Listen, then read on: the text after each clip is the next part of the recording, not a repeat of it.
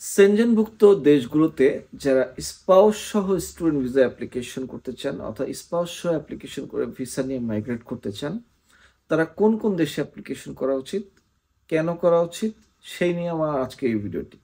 অতএব যারা ফ্যামিলি সহ স্টুডেন্ট ভিসা নিয়ে আসতে চান তাদের জন্য আমার আজকে এই ভিডিওটি, বা যারা ফ্যামিলি সহ প্ল্যান করছেন, তো এই ভিডিওটি অবশ্যই দেখবেন এবং সম্পূর্ণ ভিডিও দেখলে আমি বিশ্বাস করি আপনারা ক্লিয়ার হবেন আসলে কোন কোন দেশগুলোতে স্টুডেন্ট ভিসা অ্যাপ্লিকেশন করা উচিত ফ্যামিলি সহ আসার জন্য। তো চলুন চলে যাই মূল আলোচনা। আমরা জানি এখন সেনজেনভুক্ত দেশের পরিসর বেড়ে 28 থেকে 30-এ দাঁড়িয়েছে। এই 30টা দেশের মধ্যে সব দেশ না, ম্যাক্সিমাম দেশে কিন্তু স্টুডেন্টদেরকে ফ্যামিলি সহ আসার জন্য অ্যালাউ করে না। আর করলেও আমি আসলে এই 30টা দেশ থেকে 3টি দেশ পিক করব, যে দেশগুলোতে আপনি ফ্যামিলি সহ ভিসাও পাবেন এবং ভিসা রেশিও খুবই ভালো, এবং সেকেন্ড হচ্ছে এই দেশগুলো সুখী বা শান্তিতে অনেক এগিয়ে। এখন এই বিষয়গুলো নিয়ে আমি আজকে আলোচনা করব। তো প্রথমতই আমি আমার লিস্টে আমি 3 নম্বর থেকে শুরু করব, যে 3 নম্বর দেশ, তারপর 2, তারপর 1। তো 3 নম্বর আমার লিস্টে হচ্ছে ডেনমার্ক। তো যারা ফ্যামিলি নিয়ে মুভ করতে চান তাদের ডেনমার্ক থার্ড চয়েস হওয়া উচিত। এটার কারণ হচ্ছে ডেনমার্কে এম্বাসি বাংলাদেশে, ডেনমার্কে ভিসা জটিলতাও কম। আপনার যদি আইএলটিএস 6.5 থাকে, আপনি যদি কোনো ব্যাচেলর বা মাস্টার যে কোনো প্রোগ্রামে যদি অ্যাপ্লিকেশন করেন এবং ইউনিভার্সিটি আপনাকে অ্যাডমিশন দেয়, আপনার ভিসা চান্স হচ্ছে 99%। আপনি শুধুমাত্র একমাত্র উপরওয়ালা যদি আপনার ভিসা না ঠেকায় দেয় তাহলে আপনার ভিসা হওয়ার চান্স 99%।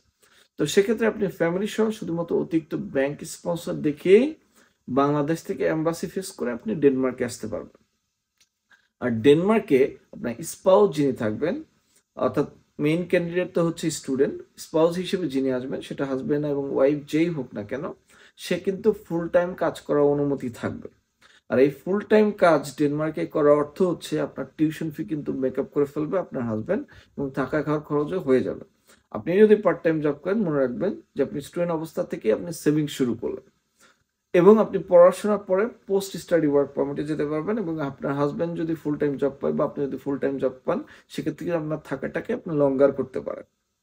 তো এই জন্য আমার চয়েস, এবং ডেনমার্কে পিআর একটু ডিফিকাল্টিজ আছে, চ্যালেঞ্জিং আছে, এই জন্য আমি ডেনমার্কে থার্ড লিস্টে রাখছি। এবার আমি আলোচনা করবো হচ্ছে আমার সেকেন্ড লিস্টে কোনটি রয়েছে। তো লিস্টের 2 নম্বর হচ্ছে সুইডেন।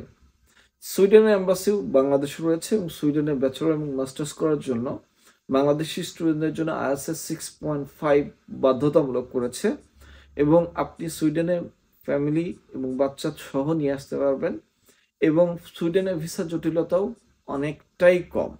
এবং আপনি যদি ইউনিভার্সিটি থেকে অ্যাকসেপ্টেন্স লেটার পান, আপনি কিন্তু সেক্ষেত্রে ভিসার সম্ভাবনা অনেকটাই বেশি থাকবে, কারণ নর্ডিকের কান্ট্রিগুলোতে ভিসা রিজেকশন হার তুলনামূলকভাবে অনেক কম। আর সুইডেনেও সেম ক্ষেত্রে প্রযোজ্য, আপনার স্পাউস ফুল টাইম জব করতে পারবে, আপনি পার্ট টাইম করতে পারবেন, এবং দুইজন ফ্যামিলি সহ আসলে আপনার লাইফ ব্যালেন্স করাটা ইজি হয়।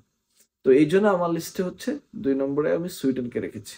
লিস্টের 1 নম্বর, এবং এটা নিয়ে অনেকের ডিবেট থাকতে পারে, বাট আমরা যারা এখানে থাকি তাদের কাছে কোনো ডিবেট নাই, এবং এখানে যারা থাকেও যাদের ব্যাড এক্সপিরিয়েন্স আছে তারা হয়তো বা ডিবেট করতে পারে বা জানার অভাবে ডিবেট করতে পারে। সেটা হচ্ছে ফিনল্যান্ড।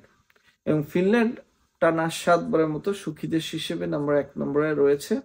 এর কারণ হচ্ছে এদের বিভিন্ন সোশ্যাল সিস্টেম। আমি যেহেতু স্টুডেন্ট নিয়ে কথা বলতেছি, অতএব স্টুডেন্টে আমাকে একটু কথা বলতেই হবে। সুইডেনে যেমন সুইডেন এবং হচ্ছে ডেনমার্কে আছে যেমন 6.5 বাধ্যতামূলক, ফিনল্যান্ডের ক্ষেত্রে এটা একটু ফ্লেক্সিবল, এবং এটা আপনি কিন্তু আইএলটিএস 6 দিয়ে অ্যাপ্লিকেশন করতে পারবেন, এবং কিছু কিছু ইউনিভার্সিটিতে আইএলটিএস ছাড়াও সম্ভব। বাট আমি সাজেস্ট করব না বা রেকমেন্ড করব না, আমি বলবো যে অ্যাটলিস্ট আইএলটিএস 6 দিয়ে আপনি অ্যাডমিশন নিয়ে আপনি ভিসা পাওয়ার সম্ভাবনাও কিন্তু অনেক ভালো। এবং বিগত 3-4 ইয়ার্সে বাঙালি স্টুডেন্ট আসার প্রবণতা এতটাই বেড়েছে যে যেটা ফ্লো আসলে আগে সুইডেনে ছিল, যখন আইএলটিএস প্রয়োজন হতো না, শুধুমাত্র এমওআই দিয়ে অ্যাপ্লিকেশন করা যেত, তখন তার পরপরই যখন আইএলটিএস ইমপ্লিমেন্ট করেছে সুইডেনে, ওদিকে নরওয়ে টিউশন ফি বাড়িয়ে দিয়েছে, তারপর থেকেই কিন্তু ফিনল্যান্ডের একটা ফ্লো শুরু হয়েছে। এবং এখন বাংলাদেশি স্টুডেন্ট ফিনল্যান্ডে এমন কোনো শহরে নাই, এমন কোনো ইউনিভার্সিটি নাই যে বাংলাদেশি স্টুডেন্টের মেজরিটি সংখ্যা নাই। এখন প্রশ্ন হচ্ছে আমি কেন ফিনল্যান্ডকে ফার্স্ট চয়েসে দিলাম। নাম্বার ওয়ান রিজন, এটা হচ্ছে আপনার সোশ্যাল লাইফ ব্যালেন্স করবে। এখন ডিবেট হচ্ছে এখানে তো অনেক ঠান্ডা, আর এখানে তো জব ক্রাইসিস রয়েছে। জব ক্রাইসিস রয়েছে, দ্যাট ইজ ট্রু, কিন্তু আপনার লাইফ কিন্তু ইনসিকিউর না। কেন ইনসিকিউর না? আপনি যখন ফ্যামিলি নিয়ে আসতেছেন, আপনি কিন্তু তখন আপনার যে স্পাউস, ওনারা যদি কোনো কারণে জব না হয়, কেলা কার্ডের মাধ্যমে আপনি স্পাউস কিন্তু আনএমপ্লয়মেন্ট বেনিফিট পাবেন, এবং যেটা কিন্তু 700 থেকে 800 ইউরো হয়ে থাকে। অর্থাৎ আপনার বেসিক যে খরচটা এটা কিন্তু এটার মাধ্যমে চলে আসে। সেকেন্ড, আপনার হাজব্যান্ড ওয়াইফের মধ্যে যদি যে কেউ একজনও যদি পার্ট টাইম জব পান, দুইজনের মধ্যে যে কোনো একজন, সেক্ষেত্রে কিন্তু আপনার টোটাল লিভিং কস্ট এবং টিউশন ফি উঠানো সম্ভব। কারণ এখানে আপনি উইকলি যদি আপনি 20 আওয়ার্স বা 30 আওয়ার্সের মধ্যে, যেমন স্টুডেন্টদের জন্য 30 আওয়ার্স কাজ করার অনুমতি আছে, দেন 30 আওয়ার্সে একটা জব পেলেও কিন্তু আপনি যদি 12 ইউরো করে মাল্টিপ্লাই করেন, তাহলে কিন্তু আপনার এটা অ্যামাউন্টটা মোটামুটি ভালো দাঁড়াবে। এখন অনেকে প্রশ্ন করবেন, যে অনেকে কমেন্টসও করবেন আমি জানি, যে ভাই আপনি তো ইউটিউবার, আপনি বলবেন, বা আপনি ফেসবুকে ইনফ্লুয়েন্সার, আপনি বলবেন, ভাই আপনার যদি কোয়ালিটি না থাকে আপনি বাংলাদেশেও জব পাবেন না, এদেশেও পাবেন না। এখানে যারা পাচ্ছে তার 3-4টাও করতেছে, আছে না? তো আপনি কেন পাচ্ছেন না? You have some problems. তো আপনার সিভি, আপনার বাদ বাকি যে এক্সপিরিয়েন্স, প্রিভিয়াস এক্সপিরিয়েন্স, আপনি কিভাবে এক্সপোজ করতেছেন, এই বিষয়গুলো ভ্যারি করে। আর একটা বিষয় হচ্ছে, যারা বাচ্চা নিয়ে আসতেছেন, এখানে কিন্তু ডে কেয়ার ফ্রি। আপনি হাজব্যান্ড ওয়াইফ যে কেউ যদি জব পান, তাহলে বাচ্চাকে কিন্তু ডে কেয়ার রাখতে পারবেন। আবার এখানে যে ভয়েসের যে অ্যাপার্টমেন্টগুলো, অর্থাৎ স্টুডেন্ট অ্যাপার্টমেন্টগুলো, এগুলোর ভাড়া বা রেন্ট অন্যান্য যে অ্যাপার্টমেন্টগুলো তার থেকে রেন্ট কম হয়ে থাকে স্টুডেন্ট অ্যাপার্টমেন্টগুলো। তার মানে আপনি লিভিং কস্টটাকেও আপনি সংকুচিত করে আনতে পারবেন। আর সব মোস্ট ইম্পর্টেন্ট যেটা, সেটা হচ্ছে ফিনিশ পিপুলরা কিন্তু ভেরি হেল্পফুল। একটা দেশ কিন্তু আসলে মানে বিল্ডিং দিয়ে বা উন্নত রাস্তাঘাট দিয়ে ভালো হয় না, একটা দেশ ভালো হয় মানুষের কারণে।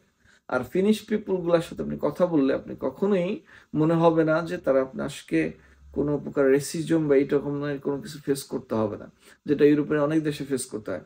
তাদের ভিতরে থাকলেও তারা মুখে কোনো এক্সপ্রেস করবে না। তো যেটা আপনাকে একটা গুড ফিলিংস দিবে।